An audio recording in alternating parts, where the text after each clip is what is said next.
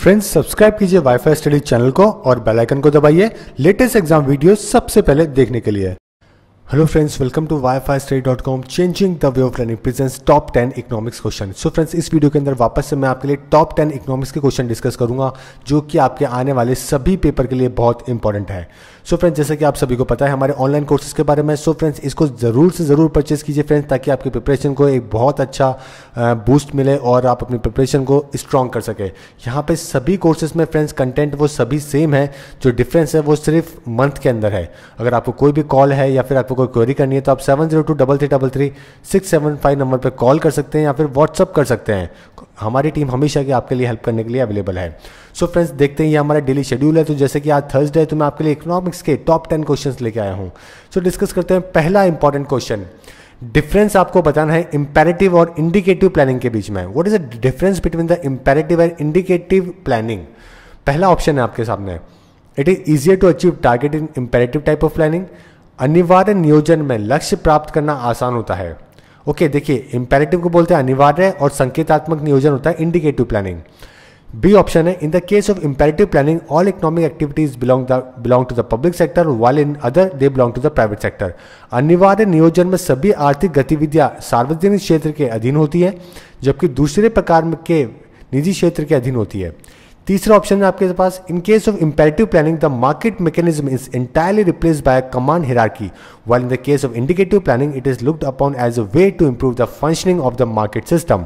अनिवार्य नियोजन में बाजार तंत्र जो है वो पूर्णतः सामान्य पदानुक्रम द्वारा प्रतिस्थापित होते हैं, जबकि संकेतात्मक नियोजन में बाजार तंत्र में बढ़ावा देने पर ध्यान दिया जाता है। ये आपका तीसरा है, इसको समझना आपके लिए बहुत इंपॉर्टेंट है दोनों को। चौथा, in case of indicative planning there is no need to nationalise any industry. संकेतात्मक नियोजन में किसी भी उद्योग को राष्ट्रीयकरण करने की जरूरत नहीं होती है। ओके, तो ये आपके सामने चार ऑप्शंस है और उम्मीद है अभी तक कई बच्चों ने इसका आंसर निकाल लिया होगा और इसका आंसर जो सही है वो सी इसका आंसर सही है फ्रेंड्स। देखिए, इंपेरेटिव प्लानिंग और इंडिकेटिव प्लानिंग के अंदर सबसे पहले अपन थोड़ा सा डिफरेंस समझने की कोशिश करते हैं। देखिए, इंपेरेटिव प्लानिंग की जब अपन बात करते हैं तो ये सोशलिज्म के ऊपर ज़्यादा डिपेंडेंट रहती है। ठीक है, इसके अंदर जो डिसीजंस होते हैं वो एक सेंट्रल कमांड अथॉरिटी होती है, वहाँ से इसके जो डिसीजंस होते हैं वो आते हैं। ठीक है, ना कि मार्केट सिस्टम से इसके डिसीजन देखे जाते हैं।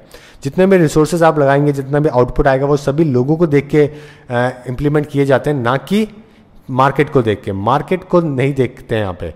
लेकिन अगर अपन इंडिकेटिव प्लानिंग की बात करें तो इसका इंपॉर्टेंट फीचर क्या है? ठीक है, इंडिकेटिव प्लानिंग फ्रेंड्स सबसे पहले कैपिटलिस्ट कंट्रीज हैं उन्होंने इसको अडॉप्ट करी थी और साथ में कुछ मिक्स इकोनॉमी जैसे कि इंडिया ने भी करी।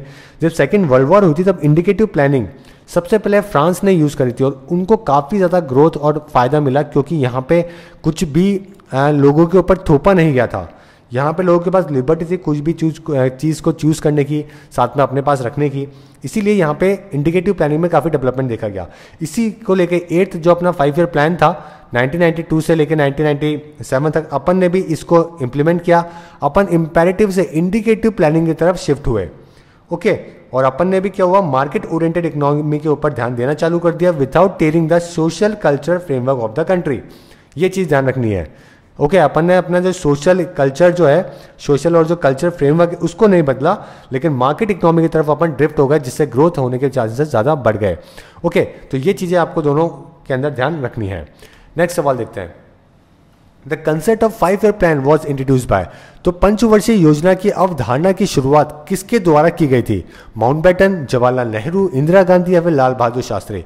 सबसे पहले अवधारणा, ओके, कंसेप्ट कौन लेके आया था?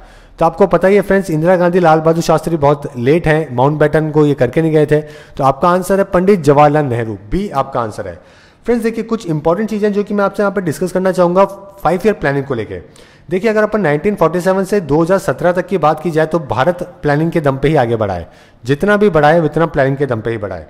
ओके, सबसे पहले जब अपन ने एग्जीक्यूट किया जब 5 ईयर प्लानिंग, तब उसको एग्जीक्यूट करने की, जो मॉनिटर करने की, डेवलप करने की इस जिम्मेदारी थी वो किसके पास में थी? प्लानिंग कमीशन के पास में थी, जिसको 2014 में डिसॉल्व कर दिया गया। ठीक है, 1951 से लेके 2014 तक ये रहा प्लानिंग कमीशन। फिर नीति आयोग बना दिया गया। जैसे कि आप सभी को पता है, जैसे एनडीए गवर्नमेंट आई उन्होंने नीति आयोग बना दिया। पीएम उसके एक्स ऑफिशियो चेयरमैन थे और साथ में डिप्टी चेयरमैन भी बनाए गए जो कि कैबिनेट के रैंक के होते हैं। प्लानिंग कमीशन के जो लास्ट डिप्टी चेयरमैन थे वो मोंटेंग सिंह आहलूवालिया थे। ओके, ये आपको ध्यान रखना है। और राइट नाउ की अगर अपन बात करें तो 12th अपना 5 ईयर प्लान चल रहा है। 11th 2012 में खत्म हुआ था, अभी 12th 5 ईयर प्लान अपना राइट नाउ चल रहा है। ठीक है, 5 ईयर प्लान की बात की जाए तो फ्रेंड्स ये एक इंटीग्रेटेड नेशनल इकोनॉमी को बढ़ावा देने के लिए करे गए थे। सबसे पहले दुनिया में जोसेफ स्टालिन पर्सन थे जिन्होंने इंप्लीमेंट किया था 5 ईयर प्लान। कहां पे? सोवियत यूनियन के अंदर। ये अपन बात कर रहे हैं 1920 के अंदर। ओके, उसके बाद में कई सारे कम्युनिस्ट स्टेट, कई सारे कैपिटलिस्ट जो कंट्रीज थे, उन सभी ने 5 ईयर प्लान को अडॉप्ट कर लिया। इंडिया और चाइना ने नियरली एक ही टाइम के ऊपर इसको अडॉप्ट किया। और चाइना के अंदर इसको जो नाम है वो 5 ईयर प्लान के बजाय उन्होंने इसको गाइडलाइन के तौर पे देखा जाता है, वहाँ उसको गाइडलाइन कहते हैं, लेकिन इंडिया में अपने इसको 5 ईयर प्लान कहते हैं। जब अपना पहला 5 ईयर प्लान अपने लागू किया था फ्रेंड्स 1951 में, तो अपने एग्रीकल्चर को काफ़ी इंपॉर्टेंस दी, क्योंकि उस टाइम पे एग्रीकल्चर को इंपॉर्टेंस देने की जरूरत थी, और ये अपना सक्सेसफुल भी रहा। और जब अपना सेकंड 5 ईयर प्लान था उसके ऊपर अपन ने इंडस्ट्री के ऊपर ध्यान दिया, क्योंकि इंडस्ट्री पे ज़रूरत भी थी, वो भी अपना काफ़ी हद तक सक्सेसफुल रहा। ओके, तो इस तरीके से अपन आगे बढ़ते गए। और जब अपन तीसरे की तरफ पहुंचे तो अपन ने मिक्स इकोनॉमी की तरफ ध्यान देना चालू किया, दोनों की तरफ अपन ने ध्यान देना चालू कर दिया। इस तरीके से अपन अपने 5 ईयर प्लान को आगे बढ़ाते गए। देखते हैं next question. Unemployment which occurs when workers move from one job to another job is known as. कामगारों के एक नौकरी से दूसरी नौकरी में जाने के कारण उत्पन्न होने वाली बेरोजगारी को किस नाम से जाना जाता है? Seasonal unemployment. ओके, अगर एक पर्सन एक जॉब से दूसरी जॉब की तरफ बार बार जा रहा है तो उस एम्प्लॉयमेंट क्रिएट होगी, उस अनएम्प्लॉयमेंट को क्या कहते हैं? सीजनल मौसमी बेरोजगारी, चक्रीय बेरोजगारी, साइक्लिकल, ओके, फ्रिक्शनल बेरोजगारी, या फिर तकनीकी बेरोजगारी यानी टेक्नोलॉजिकल अनएम्प्लॉयमेंट। बहुत ही इंपॉर्टेंट सवाल है, आपको चारों ही के बारे में पता होना चाहिए। सीजनल तो जब होती है, जैसे कि इंडिया के अंदर होती है, फार्मिंग के अंदर, एग्रीकल्चर के अंदर, जब 6 महीने आप बारिश होती है उस टाइम पे आप एग्रीकल्चर को ध्यान देते हो, उसके बाद में गर्मी आने पे सब कुछ आप जो किसान है वो अपने घर पे बैठ जाते हैं, तो वो होती है सीजनल, सीजन के ऊपर डिपेंड करती है बेरोजगारी। ओके, उसके बाद में टेक्नोलॉजी, तकनीक आने की वजह से जो बेरोजगारी बढ़ती है उसको अपन टेक्नोलॉजिकल एम्प्लॉयमेंट कहते हैं। ओके, साइक्लिकल एम्प्लॉयमेंट, चक्रीय, ये तब होती है तब कोई भी कंपनी का डेवलपमेंट हो रहा होता है तब तो कंपनी हायरिंग बढ़ाती है, लेकिन जब कंपनी लॉस में जाती है तो कई सारे एम्प्लॉय को नौकरी खोनी पड़ती है, उसको अपन कहते हैं चक्रीय बेरोजगारी। और ये चीज हमेशा चलती ही रहती है, कभी कंपनी को प्रॉफिट होगा तो बढ़ा लेगी एम्प्लॉय, कभी घाटा होगा तो घटा लेगी, फिर फायदा होगा तो बढ़ा लेगी, इसीलिए इसको चक्रीय बेरोजगारी कहते हैं। और यहाँ पे जो आपका आंसर है वो सी आपका आंसर है, फ्रिक्शनल अनएम्प्लॉयमेंट। ओके, ये इसको कहते हैं जब आप एक नौकरी से दूसरी नौकरी की तरफ शिफ्ट होता है पर्सन। देखिए, एक कंपनी के दो तरीके से यहाँ पे देखा जाती है। एक तो एक जॉब सीकर है जिसको जॉब की रिक्वायरमेंट है, ओके, उसके पास लेकिन इतना टैलेंट नहीं है, इतनी नॉलेज नहीं है कि वो किसी कंपनी के अंदर सेट हो सके, तब उसकी नौकरी जाती है, नौकरी कर ही नहीं पाता। दूसरा, जब कंपनी की रिक्वायरमेंट बेहतर होती है और जो पर्सन है, एम्प्लॉय है, उसके पैरामीटर को टच नहीं कर पाता, तब भी उसको नौकरी से हाथ धोना पड़ता है। तो इन दोनों ही कंडीशन में क्या होती है? एक फ्रिक्शनल अनएम्प्लॉयमेंट क्रिएट होती है। ठीक है, तो इस तरीके से ये चारों अनएम्प्लॉयमेंट है जो कि आपको ध्यान रखने हैं। देखते हैं next. Which committee recommendation are based on per capita expenditure for estimating poverty line India? तो कौन सी कमिटी थी जिसने रिकमेंडेशन दिया था कि भारत की जो पॉवर्टी लाइन है वो अपन पर कैपिटा एक्सपेंडिचर के ऊपर देखें? भारत में गरीबी रेखा का निराधान प्रति व्यक्ति व्यय पर करने की अनुशंका किस समिति ने की थी? दस समिति, चेलैया समिति, चक्रवर्ती समिति, या फिर सुरेश तेंदुलकर समिति? तो देखिए फ्रेंड्स, अगर अपन बात करें पॉवर्टी एस्टिमेशन की तो कई सारी कमेटी आई जो कि पॉवर्टी एस्टिमेशन के ऊपर अपने चीजें उन्होंने दी, रिकमेंडेशन दी। जैसे कि अलगा कमेटी सबसे पहले 1977 में, उसके बाद में लकडावाला कमेटी, उसके बाद में तेंदुलकर कमेटी, उसके बाद में भी कई कमेटी आई जैसे कि सक्सेना कमेटी भी आई, उसके बाद में हाशिम कमेटी को अपॉइंट किया गया, लास्ट रंगाराजन कमेटी को अपॉइंट किया गया। तो कई बार ऐसी कमेटी अपॉइंट करी गई है पॉवर्टी लाइन को देखने के लिए। ठीक है, लेकिन अगर अपन बात करें फ्रेंड्स की दो इंपॉर्टेंट जो है आपके लिए, एक और ये दो बहुत इंपॉर्टेंट है। ठीक है, लकडावाला और साथ में तेंदुलकर। लकडावाला जो कमेटी ने जब रिपोर्ट दी थी 2011 तक, जब इनकी मानी जाती थी, उस टाइम पे ये था कि कैलोरीज के ऊपर कैलोरी के ऊपर देखी जाती थी अपनी poverty line. 2100 calorie urban area में और 2400 कैलोरी रूरल एरिया के अंदर अगर आप कंजप्शन कर रहे हो कैलोरी तो आप पॉवर्टी लाइन में नहीं हो।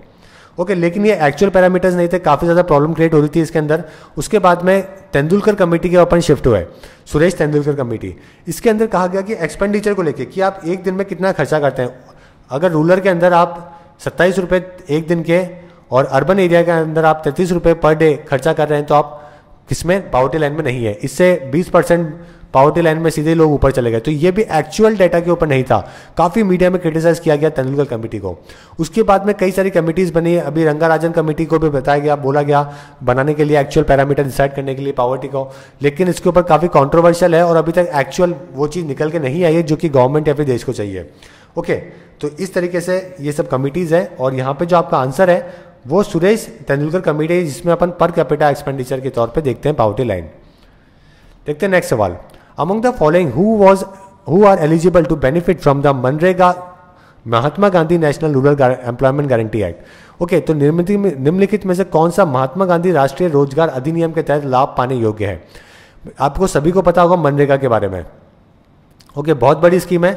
तो यहाँ पे नौकरी सभी को मिलती है, लेकिन किन लोगों को नौकरी मिलती है ये आपका सवाल है। जैसे कि अडल्ट मेंबर जो कि ST/SC परिवार के हो, अडल्ट मेंबर किसी BPL हाउस होल्ड के हो, कोई भी बैकवर्ड कम्युनिटी के अडल्ट मेंबर हो, या फिर किसी भी परिवार के अडल्ट मेंबर को यहाँ पे काम मिल सकता है। ओके, तो फ्रेंड्स इसका आंसर क्या है? तो मुझे उम्मीद है कि ये मनरेगा के बारे में आप सभी को पता होगा। बहुत ही इंपॉर्टेंट अपना एक चैप्टर है जो कि अपन इकोनॉमिक्स में पढ़ते हैं। तो फ्रेंड्स इसका जो आंसर है वो D इसका सही आंसर है। ओके, देखिए फ्रेंड्स, जब ये स्कीम लॉन्च करी गई थी तो उसका नाम था national rural employment guarantee act 2005। ठीक है, नरेगा इसका नाम था 2005, लेकिन बाद में इसको चेंज करके मनरेगा कर दिया गया, MGNREGA, मनरेगा कर दिया गया। ओके, महात्मा गांधी नाम आगे जोड़ दिया गया। ये इंडियन लेबर लॉ और सोशल सिक्योरिटी को मेजर करने के लिए, लोगों को बढ़ावा देने के लिए इसको स्टार्ट किया गया। राइट टू वर्क को गारंटी देने के लिए कि आपके पास सभी के ऊपर पास में काम है, article right to work. Okay, उस चीज़ को लेके ये स्टार्ट किया गया। इसका एम क्या था कि सभी को लाइवलीहुड मिले, सभी को सिक्योरिटी मिले, सभी को खाना मिले टाइम पे, सभी को थोड़ा थोड़ा पैसा मिलता है ताकि उनका रोजगार चलता रहे। इसमें कम से कम 100 दिन, एक साल के अंदर 100 दिन के आपको रोजगार मिलने की गारंटी दी जाती है। ओके, ये चीज़ है। ये 2006 में इसको स्टार्ट किया गया। 2008 तक देश के सभी जो डिस्ट्रिक्ट थे वो इसमें कवर अप कर दिए गए। गवर्नमेंट के द्वारा सबसे बड़ा, लार्जेस्ट और मोस्ट एम्बिशियस सोशल सिक्योरिटी और पब्लिक वर्क प्रोग्राम है दुनिया के अंदर जो चलाया गया था। वर्ल्ड डेवलपमेंट रिपोर्ट के अंदर 2014 में भी इसकी बहुत तारीफ की गई थी। इसको स्टेलर एग्जाम्पल दिया गया था रूरल डेवलपमेंट का। ठीक है, इसके अंदर किसी को फ्रेंड्स कॉन्ट्रैक्टर को बैन कर दिया गया है, बैंड होते हैं इसमें। ग्राम पंचायतें इसको इंप्लीमेंट करती है। कई सारे काम है, वाटर हार्वेस्टिंग के, ड्रॉट रिलीफ के, फ्लड कंट्रोल के। ठीक है, इसके अलावा सोशल इक्वलिटी को बढ़ावा देने के लिए, रूरल वुमेन एम्पावरिंग को बढ़ावा देने के लिए, कई सारी चीज़ों को बढ़ावा देने के लिए इसको स्टार्ट किया गया है। और बहुत ही अच्छी स्कीम है जो कि देश में गाँव के अंदर जो सीजनल एम्प्लॉयमेंट होती है, अनएम्प्लॉयमेंट, जो कि अपन ने पहले क्वेश्चन में डिस्कस किया था, उसको काउंटर अटैक करने के लिए ये काम आती है। देखते हैं अपना नेक्स्ट सवाल। रैपिड, यहाँ पे जो आंसर था मैंने आपको बता दिया था, D इसका सही आंसर था। अगला क्वेश्चन है अपना, a rapid growth in prices in which money loses its value to a point where even barter may be preferable is known as. इतनी पैसों में कमी आ जाए, इतनी वैल्यू कम हो जाए पैसों की कि लोग बार्टर के ऊपर सोचने लग जाएं, उसको क्या कहेंगे?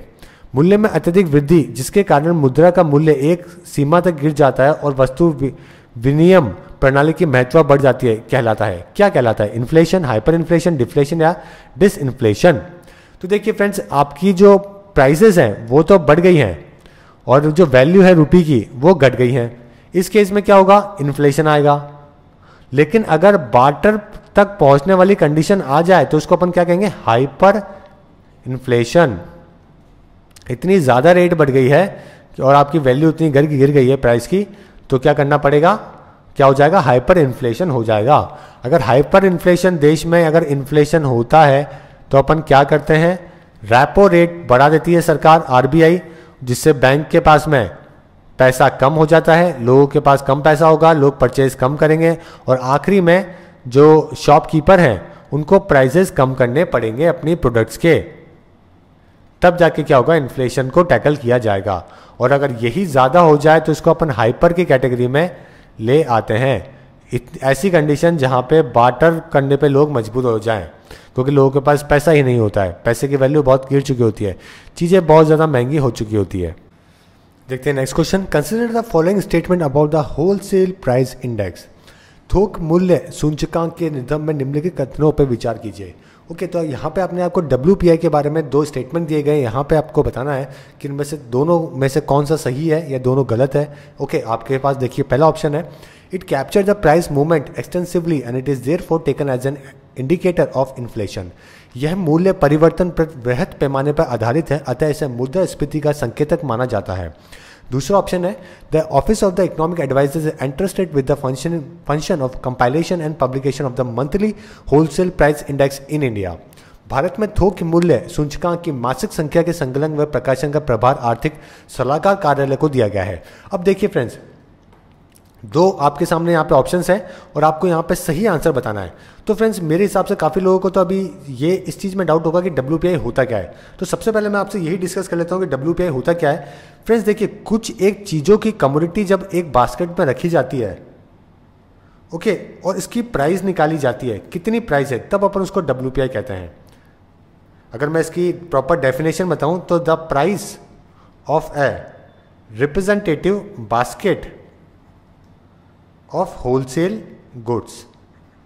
ओके, होलसेल गुड्स, इसको कहते हैं WPI, the price of a representative basket of wholesale good. एक बास्केट के अंदर जो प्राइस है, कम्युनिटीज, कितनी कम्युनिटीज अपन इसमें मानते हैं, 676 आइटम्स गुड्स के इसमें अपन डालते हैं और उनका मूवमेंट देखते हैं कि ये किस हिसाब से इनकी रेट बढ़ रही है या फिर घट रही है।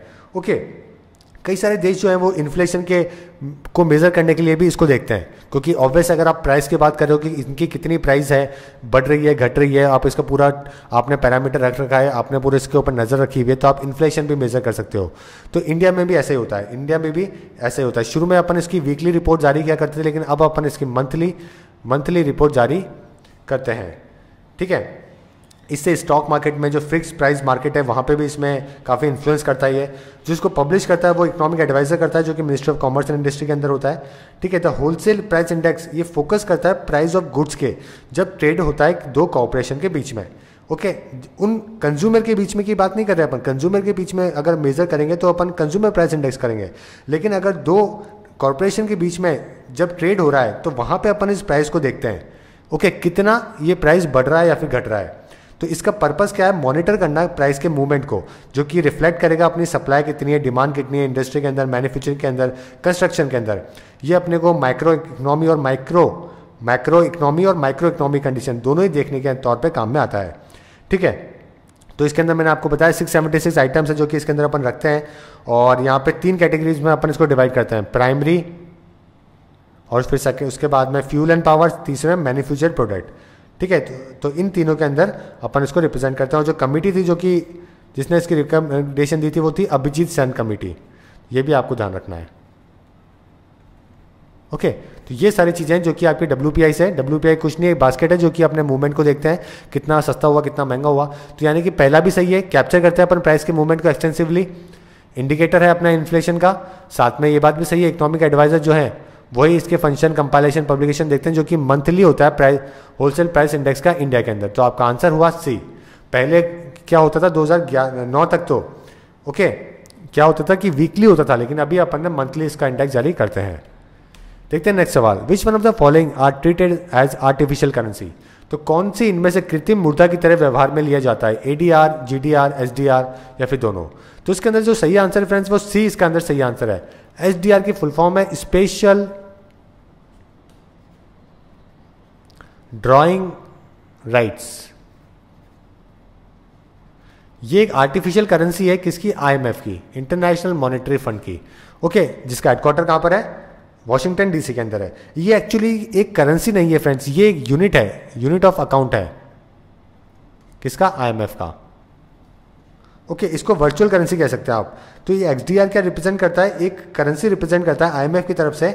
जब ये करेंसी क्या करता है, एक्सचेंज करती है जब दुनिया में किसी भी देश के ऊपर दिक्कत आती है फाइनेंशियली। ठीक है, XDR जैसे कि 2008 में क्राइसिस आए थे तो कई सारे देशों को XDR दिए गए थे ताकि वो मदद हो सके उनकी। ओके, ये एलोकेट कौन करेगा? IMF इसको एलोकेट करेगा। प्राइवेट पार्टीज को कभी भी एलोकेट नहीं करी जाती है। इसकी वैल्यू जो है XDR की, ओके, वो 5 करेंसी के ऊपर बेस्ड होती है, जैसे कि US, साथ में यूरो, उसके बाद में रेनबीबी को कुछ टाइम पहले ऐड किया गया है 2016 के अंदर ही। रेनबीबी जो चाइनीज़ रेनबीबी है, तो चाइनीज़ करेंसी को कुछ टाइम पहले ऐड किया गया है। उसके अलावा जापानीज़ येन हो गया, उसके अलावा ब्रिटिश पाउंड हो गया। ओके, तो ये 5 करेंसीज के बिहाफ पे इसकी वैल्यू निकलती है XDR की, इसके ऊपर ही बेस्ड होती है इसकी वैल्यू। ओके, तो ये सब इंपॉर्टेंट इन्फॉर्मेशन जो कि आपको XDR, SDR भी बोल सकते हैं आप इसे, XDR भी कह सकते हैं। ठीक है, देखते हैं next question. Word bull and big are associated with which branch of the commercial activity? 2 word होते हैं बुल और बिग, ये कौन सी कमर्शियल एक्टिविटी के साथ में जुड़े हुए हैं? ओके, तो किस क्रियाकलाप के शाखा के साथ संबंधित है? विदेश व्यापार, फॉरेन ट्रेड, बैंकिंग, शेयर बाजार या फिर विनिर्माण, मैन्युफैक्चरिंग। तो यहाँ पर सही आंसर जो है वो फ्रेंड्स सी इसका सही आंसर है। शेयर मार्केट के साथ में बुल एंड बिग ये जो वर्ड है ये जुड़ा हुआ है। ओके, देखते हैं आज का लास्ट सवाल, बहुत ही इंपॉर्टेंट है। What which is the animal on the insignia of RBI? RBI का जो एम्बलम है इसके ऊपर कौन सा एनिमल डिपिक्ट है? तो ये भी आपको ध्यान रखना है। ठीक है, कौन सा एनिमल इसके ऊपर है? तो अगर आपने RBI का एम्बलम देखा होगा तो आप इजीली समझ सकते हैं। ठीक है, तो देखिए फ्रेंड्स, अगर आप देखेंगे कई सारे वेबसाइट के ऊपर तो यहाँ पे कई जगह पे पैंथर दिया हुआ है, जो कि गलत आंसर है। इसका सही आंसर है टाइगर। ओके, टाइगर इसका सही आंसर। टाइगर RBI का सिंबल है, जो कि रॉयल बंगाल टाइगर है, एक पाम ट्री के सामने खड़ा हुआ है। ठीक है, इसको अपन ने 2 जगह से बोलते हैं कि 2 जगह से कॉपी किया हुआ है। एक तो कहा जाता है कि विक्टोरिया, जो क्वीन विक्टोरिया का जो कॉइन था वहां से लिया हुआ है, वहां पे लायन था, लेकिन अपन ने क्या लिया? टाइगर लिया, क्योंकि अपना पहले टाइगर हुआ करता था नेशनल एनिमल। ठीक है, और एक ये है कि जो ये टाइगर है ये अपन ने कहाँ से लिया है? कोलकाता के अंदर गेट ऑफ बेलवेडे है, उस स्टैचू से अपन ने इसको लिया है। ठीक है, तो 1935 के अंदर इसको लोगों को अप्रूव कर दिया था अपन ने। और इसके अंदर क्या है, ऊपर के नीचे तरफ तो RBI हिंदी में लिखा रहता है, रिजर्व बैंक ऑफ इंडिया, नीचे की तरफ RBI reserve bank of India English में लिखा रहता है। साथ में क्या है, जैसे कि एक टाइगर है, इसके पीछे पाम ट्री है, ऊपर की तरफ RBI हिंदी में लिखा हुआ है, नीचे की तरफ RBI इंग्लिश में लिखा हुआ है। इसके ऊपर 2 सर्किल हैं, एक तो बहुत ही पतला सा सर्किल है और एक मोटा सर्किल है। तो इस तरीके का एक एम्बलम है जो कि RBI का होता है और आपको ध्यान रखना है। ओके, तो यहाँ पे आपका जो आंसर है वो टाइगर इसका आंसर है। सो फ्रेंड्स, ये सारा इंपॉर्टेंट कंटेंट था जो कि इकोनॉमिक के अंदर से था। उम्मीद है आपको बहुत पसंद आया होगा। आप इसे लाइक भी करेंगे, शेयर भी करेंगे और चैनल को जरूर सब्सक्राइब करेंगे ताकि हम आपको ऐसे अच्छे वीडियोस प्रोवाइड करते रहें। So friends, thank you and all the best.